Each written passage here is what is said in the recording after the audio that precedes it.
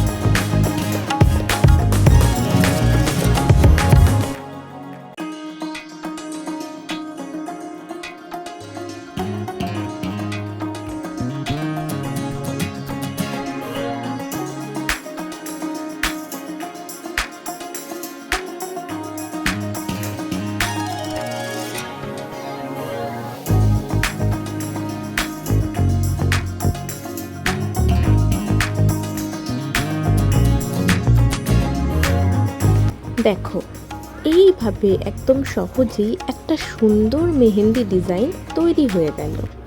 যদি ভিডিওটা ভালো লাগে তাহলে অবশ্যই লাইক, শেয়ার আর সাবস্ক্রাইব করতে ভুলো না।